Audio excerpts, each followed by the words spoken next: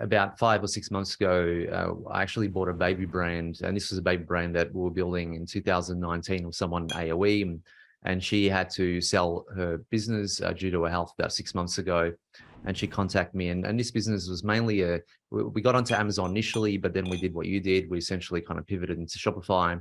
The best year for that was in 2021. I think we did about 770,000 for that business. But one thing that Sarah did when I took over her business, one thing that she actually did was she actually had local pickup. Is that something that you apply? So for example, she had an option on her website where she would actually, and I thought this was kind of interesting, where she had essentially a box at the front of her house. And if anyone wanted to choose local pickup, they can come to her house, pick it up from the box and take it. And she was surprisingly getting so many people, just coming in there, getting it, picking it up and going. And she's probably getting about 20 or 30 orders from that, probably every week from her local area, people just coming in, picking that up. And then she started, and then she started setting that up in a few different areas. I mean, is that something that you've applied, or have you heard of that strategy before? Because for me, it was definitely the first time. Yeah. But I haven't done it myself. It depends how comfortable, because I do work from home, it depends how comfortable you are having people come to your house. Setting up different pickup zones is the other option, but then you've got to think about the logistics of getting it there and how safe it is. If you can get a drop box zone or something like that, maybe that's an option. But it's just another, and it also depends on the customer. My customers tend to be older, and I do have some of them come to my house, but usually they come for a chat. It's not a straightforward process. They want to see where it comes from. They want to look, they want to touch, they want to feel. So it depends on the brand really, and the interaction you want the customer to have with the brand. I've never said no to anyone who wants to come here and pick up the item, but I don't offer it publicly as an option. Not yet. It did look to go to a warehouse cost, but to be honest, if you can stay at home and fulfill as cheaply as possible for as long as possible, do it. Don't get your head turned by going to a 3PL or anything else like that. If you can help it, I found it cheaper to hire someone, one or two people, to help me fulfill orders at home. And they do that for me now. So my fulfillment costs.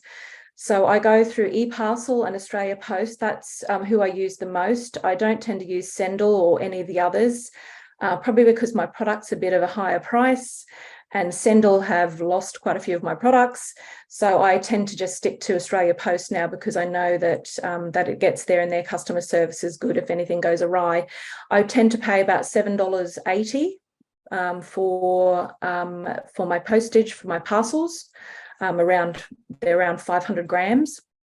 Anything over that, it's sort of between the $8 and maybe $14 or $15, depending if it's a bigger parcel per shipment. But I always include that in my pricing. So I've got a shipping threshold.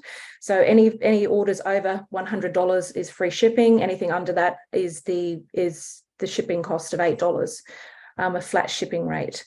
So it depends what your margins are like and what your product is like. If you can add the cost of the item, the cost of postage into your item, that's a better way to do it, because you've got less barriers to conversion doing that. But if you want to push people to bundle, if you want to bundle, push things together and push them to a higher price, then you set a shipping threshold just to make them spend that little bit more. I'm doing international shipping, but I market mainly in Australia. So usually if it's international shipping, it'll be word of mouth. That was a video from my regular Monday night Q&A session with the members of the Aussie Online Entrepreneurs. We are a community of 2,500 members and growing. We're the fastest growing community of professional e-commerce sellers right here in Australia, with sales, by the way, of over $50 million. $50 million, holy crap. If you'd like to find out more about what we do and how we can help you build your own e-commerce business too, get off to www.aussieonlineentrepreneurs.com.au. The link for that is in the description. And thanks so much for watching. See you in the next video.